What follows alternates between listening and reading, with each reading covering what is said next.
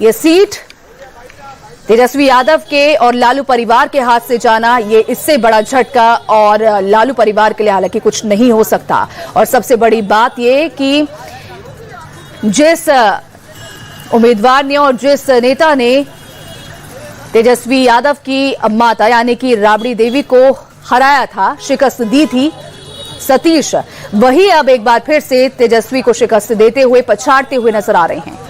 तो रुझानों में महागठबंधन को 50 से भी कम सीटें अभी तक हालांकि मिली हैं। तो वही अब तक रुझानों में जो है विक्ट्री दिख रही है, साफ तौर पर, स्पष्ट तौर पर एनडीए की स्पष्ट बहुमत एनडीए को मिलता हुआ साफ नजर आ रहा है।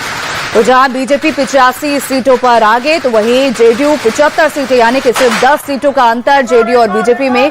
बीजेपी ने जिस तरीके से अपनी साख बनाई है, पैठ बनाई है बिहार में, इसे साफ हो गया है कि बीजेपी बिहार में भी अपनी पकड़ बनाने में इस बार मजबूत हुई है। हालांकि साल 2020 में भी बीजेपी की जो है जेडीयू से ज्यादा सीटें आई थी, लेकिन इस बार उससे भी ज्यादा सीटें, अपना ही रिकॉर्ड एक बार फिर से तोड़ते हुए एनडीए नजर आ सकती है, क्योंकि साल 2010 में भी कुछ ऐसा ही नजारा हमें देखने को मिला था।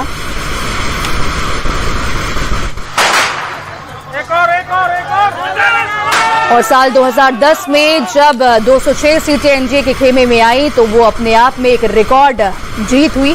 अब ऐसे में 190 तक तो एनडीए पहुंच गया है। उससे के बाद अब हालांकि कहा था कि सीटें जाती है, देखना काफी दिलचस्प होने वाला है। वही आप सभी को बता दें कि लखीसराय से डिप्टी सीएम विजय सिन्हा अब आगे बढ़ गए हैं, बढ़त बना ली है 1886 वोटों से। तो वही सिवान से मंत्री मंगल पांडे 6000 वोटों से आगे हैं। तारापुर से डिप्टी सीएम सम्राट चौधरी आगे। तो वहीं लखीसराय से जैसे कि शुरुआती रुझानों में डिप्टी सीएम विजय सिन्हा आगे जाते हैं, फिर पिछड़ते हैं, लेकिन अब एक बार फिर से रेस पकड़ ली है और अब बढ़त बनाते हुए 1886 वोटों से। वहीं दानापुर से बीजेपी के रामकृपाल बड़े अंतर से पीछे हैं। फुलवारी शरीफ में जेडीयू के श्याम रजक आगे चल रहे हैं। तो वहीं कुम्हरार से बीजेपी के संजय कुमार को बड़ी बढ़त मिलती हुई नजर आ रही है। लालगंज से मुन्ना शुक्ला की बेटी शिवानी शुक्ला पीछे। तो वहीं दानापुर से आरजेडी के गितलाल यादव आगे हैं। दानापुर से बीजेपी के रामकृपाल बड़े अंतर से पीछे हैं। तो ये कुछ ऐसी जगह है जहां पर हालांकि बीजेपी को शिकस्त मिलती हुई नजर आ रही है, लेकिन बीजेपी ने 85 सीटों पर जिस तरीके से अभी तक अपनी पैठ बनाई है वो वाकई में हैरान कर देने वाला है।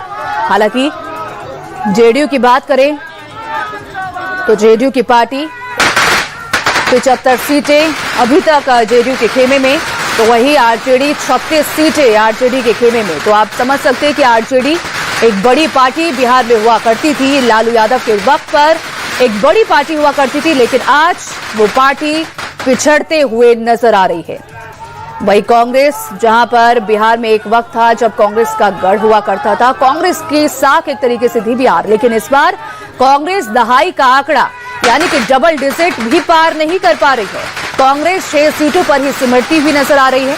तो ये अपने आप में ही साफ संदेश है कि कांग्रेस का जो खेल है वो बिहार में इस तरीके से एक तरीके से खत्म होता हुआ नजर आ रहा है।